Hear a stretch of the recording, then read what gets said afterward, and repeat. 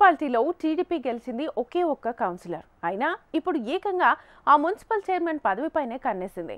త్వరలోనే తెలుగుదేశం ఖాతాలో చేరనుందట. ఇందుకు కారణం రాష్ట్రంలో అధికారం మారడమే. పవర్ పాలిటిక్స్ కు అనుగుణంగా అక్కడి మున్సిపల్ కౌన్సిలర్లు కూడా జెండాలు మార్చేశారట. చీరాల మున్సిపాలిటీలో చైర్మన్ కుర్చీ కోసం రాజకీయ క్రీడ ఎలా జరుగుతుందో చూద్దామా?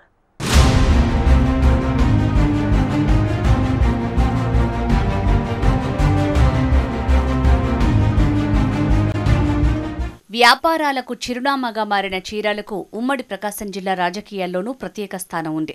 ఇక్కడి పాలిటిక్స్ ఎప్పుడూ హాట్గానే సాగుతాయి. ఎవరెప్పుడు రాజకీయంగా ఎలాంటి పావులు కదుపుతారో ఎవరికీ అర్థం కాదు. చీరాల రాజకీయం అంటే ముందుగా గుర్తుకొచ్చేది మాజీ ముఖ్యమంత్రి కొణిజేటి రోషయ్య. తర్వాతి కాలంలో ఆయన శిష్యుడిగా రాజకీయ అరంగేట్రం చేసిన ఆమంచి కృష్ణమోహన్ కొంతకాలం పాటు ఈ నియోజకవర్గంలో హవా కొనసాగించారు. ఆయన దూకుడికి బ్రేకులు వేసింది ప్రకాశం జిల్లా మాస్ లీడర్గా పేరు పొందిన సీనియర్ పొలిటీషియన్ కరణం బలరాం.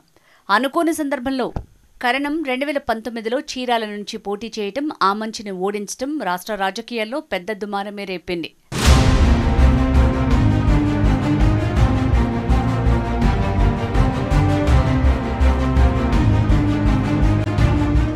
ఆమంచికి రాజకీయ పార్టీల మద్దతు లేకపోయినా స్వతంత్ర అభ్యర్థిగా పోటీ చేశారు.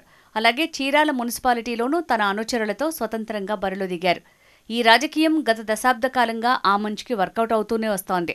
గత మున్సిపల్ ఎన్నికల్లో కూడా పనిచేసింది. కానీ నాటి ఎమ్మెల్యే కరణం బలరాం దెబ్బకు వైసీపీ హవాకు ఆమంచి సహా తెలుగుదేశం పార్టీలు మున్సిపల్ ఎన్నికల్లో సతికిలబడ్డాయి.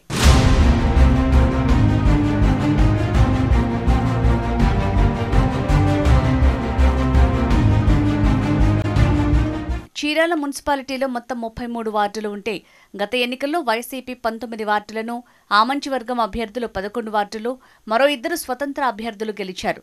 నాడు వైసీపీకి బలం అధికంగా ఉండటంతో చీరాల మున్సిపల్ చైర్మన్ వైసీపీ ఖాతాలోకి వెళ్లింది. వైసీపీ తరపున జంజనం శ్రీనివాసరావు చైర్మన్గా కొనసాగుతున్నారు. అయితే ఇప్పుడు రాష్ట్రంలో అధికారం మారడంతో చీరాల నియోజకవర్గంలోని మున్సిపల్ చైర్మన్ కుర్చీ కూడా పార్టీ మారుతోందట. ఇక్కడ ట్విస్ట్ ఏంటంటే ఎన్నికల్లో ఒకే ఒక్క సీటు గెలిచిన తెలుగుదేశం పార్టీ చైర్మన్ పదవిని దక్కించుకోవడానికి పావులు కదపటం, చైర్మన్ పదవి టీడీపీకి ఓకే అవటం కూడా జరిగిపోయిందట.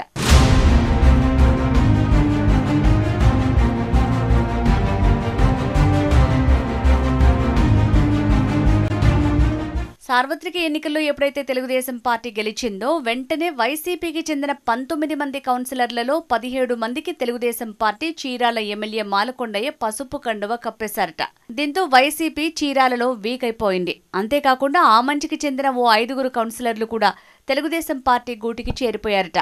దీంతో అనూహ్యంగా చీరాల మున్సిపాలిటీలో తెలుగుదేశం పార్టీకి బలం పెరిగింది. ప్రస్తుత వైసీపీ మున్సిపల్ చైర్మన్, వైస్ చైర్మన్లపై అవిశ్వాస తీర్మానానికి కలెక్టర్ను అనుమతి కోరారు కౌన్సిలర్లు.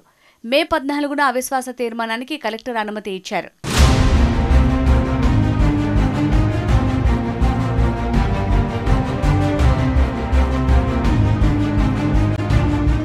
ఇంతవరకు బాగానే ఉన్న వైసీపీ కౌన్సిలర్లపై, స్థానిక వైసీపీ నాయకులపై ఎమ్మెల్యే కొండయ్యకు ఎక్కడో చిన్న అనుమానం, భయం ఉందట.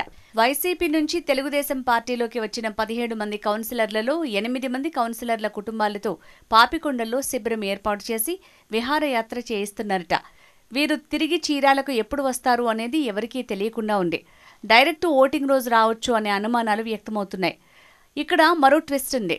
ఆమంచి వర్గం నుంచి 5 తెలుగుదేశం పార్టీకి సపోర్ట్ చేస్తున్నారంటే ఆయన చూస్తూ ఉంటాడా అనేది కూడా స్థానికంగా జరుగుతున్న చర్చ.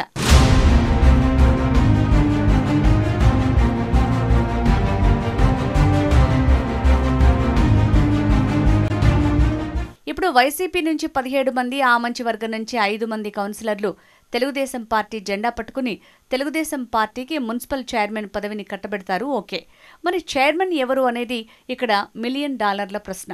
సంవత్సర పదవీకాలం ఉన్న మున్సిపల్ చైర్మన్ పదవికి ప్రధానంగా 5 పోటీ పడుతున్నారట. చైర్మన్ పదవి ఎవరికి కావాలో, వైస్ చైర్మన్ పదవి ఎవరికి కావాలో మీరే తేల్చుకోండి అని వైసీపీ వర్గానికి, ఆమంచి వర్గానికి ఎమ్మెల్యే కొండయ్య వదిలేసి చేతులు కడుక్కున్నారట.